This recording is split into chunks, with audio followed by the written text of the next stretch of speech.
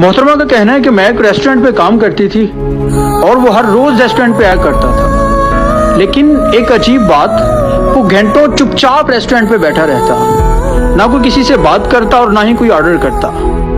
मैं उसे इस तरह देख के बहुत बेचैन होती कि न जाने से क्या मसला है, ना कोई बात करता है, ना कोई ऑर्डर करता है, आता है चुपचाप बैठ के वापस चला जाता है। लेकिन रेस्टोरेंट की कुछ पाबंदियां थी जिस वजह से मैं कोई पर्सनल बात उससे नहीं कर सकती थी।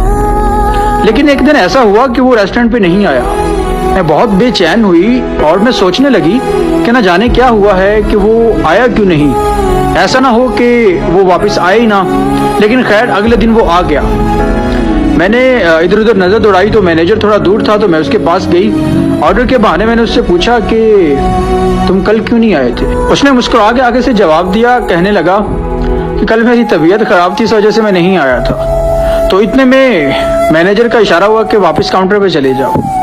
तो मैं वापस काउंटर पे चली गई और इतने में वो उठ के बाहर चला गया। जब मुझे छुट्टी हुई मैं बाहर गई तो देखा वो सामने खड़ा हुआ था और मेरे पास आया, आगे कहने लगा कि अगर तुम्हारे मैनेजर और तुम्हारे रेस्टोरेंट की कोई पाबंदी ना हो तो मैं तुम्हें तुम्हारे घर तक ड्रॉप कर दूं। मैंने मुस्कुरा के उसे हाँ कर दी। जब तक कि मैं घर पहुंचती हमारे दरमियान बहुत सी बातें हो चुकी थी और इस तरह वो मुझे हर रोज मेरे घर तक ड्रॉप करता। ना जाने मोहब्बत थी या दोस्ती, लेकिन बहुत सुकून मिलता था उसके साथ होने से, उसके साथ जाने से, उसके साथ बातें करने से। एक दिन ऐसा हुआ कि मैंने उससे कहा कि आज मैं रेस्टोरेंट नहीं जाऊंगी, आज हम कहीं बाहर घूमने चलते हैं। तो उसने हाँ कर दी।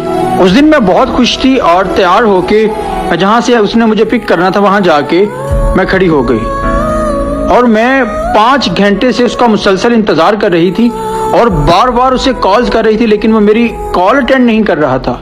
मैं बहुत परेशान हुई और मैं सोचने लगी कि यार अगर नहीं जाना था तो मुझे बता देता कि मैं नहीं आ सकता, हम नहीं जा सकते। इस तरह मेरे अरमानों के साथ, इस तरह मेरी फीलिंग्स के साथ क्यों खेला, मना कर देता मुंह पे। लेकिन मैं बहुत दुखी थी। उसी दुख से मैं घर वापस चली गई। कुछ देर बैठने के बाद मैंने टीवी ऑन किया, न्यूज चैनल जो कि पहले से लगा हुआ था। जैसे ही मैंने न्यूज सुनी तो मेरे पैरों तले से जमीन निकल गई कि उसका एक्सीडेंट हो गया है और उसकी मौत हो चुकी है। मैं बहुत चीखी, बहुत रोई। मुझे आज भी उसकी मौत का यकीन नहीं होता। मैं आज भी घंटों रेस्टोरेंट में बैठ के उसका इंतजार करती हूँ, लेकिन वो ऐसा गया कि लौट कर कभी वापस नहीं आया।